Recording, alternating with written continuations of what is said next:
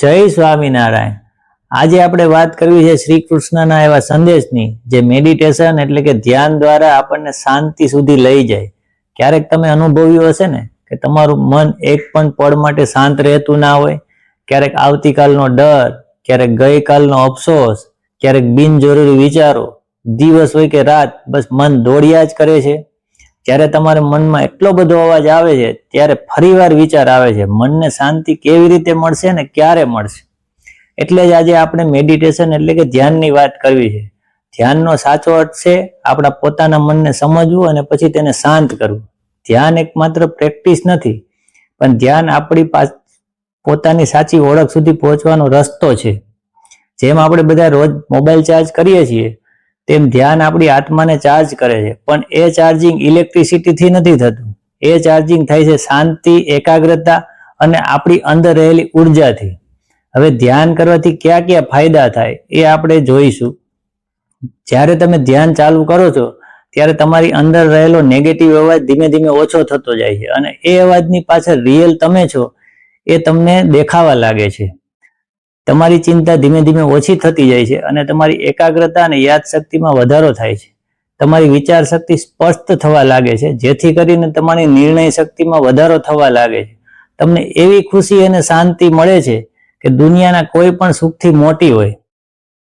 આ બધું શરૂ થતાં જ શ્રી કૃષ્ણ ભગવાનમાં તમારી આસ્થા વધવા લાગે છે। તમને એવું ફિલિંગ થાય છે કે તમે એક આધ્યાત્મિક માર્ગ તરફ આગળ વધી રહ્યા હોય। ઘરમાં કામ કરતી ગૃહિણી તણાવ વગર કામ કરતી થઈ જાય છે। ઓફિસમાં કામ કરનાર વ્યક્તિ પોતાના કામને શાંત મનથી હેન્ડલ કરી શકે છે। તમારું મન તમારા સામાજિક સંબંધોને બેલેન્સ કરતું થઈ જાય છે। ધ્યાન કરવાની સરળ રીત વિશે વાત કરીશું। એક શાંત જગ્યા પર બેસી જાઓ જ્યાં તમને કોઈ ડિસ્ટર્બ ના કરે। સીધા બેસો, તમારી સ્પાઇન એટલે કે પીઠને સીધી રાખો। હવે તમારી આંખો બંધ કરો અને તમારા શ્વાસનો અનુભવ કરવા લાગો।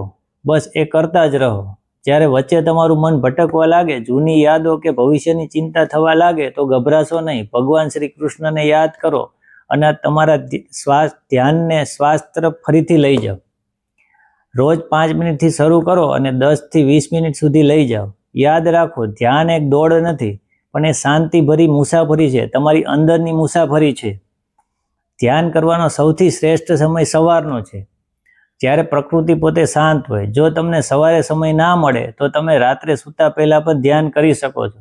ખાસ વાત ધ્યાન રાખો, ટીવી, મોબાઈલ કે નકામી એક્ટિવિટીથી દૂર રહીને ધ્યાન કરો। જો તમારામાં નિયમિતતા હશે તો તમારામાં પરિવર્તન ચોક્કસ આવશે। ધ્યાન કરવાનું ક્યારે મુશ્કેલ લાગે છે? જ્યારે તમે એક દિવસ કરો ને બીજા દિવસે બંધ કરી દો। જો તમે તેને રૂટીનનો ભાગ બનાવી લેશો તો તમારા વિચારો અને જીવન બંને બદલવા લાગશે। જો તમારા મનને તમે સંભાળી લો છો તો આખી દુનિયા તમારા માટે સાંભળતી થઈ જાય છે। ધ્યાનમાં એટલી બધી તાકાત છે કે તમે કોઈ પણ મુશ્કેલીનો સામનો કરી શકો છો।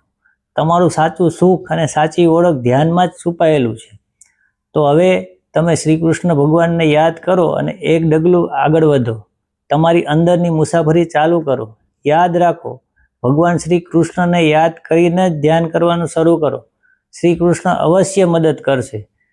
જય શ્રી કૃષ્ણ, જય સ્વામિનારાયણ।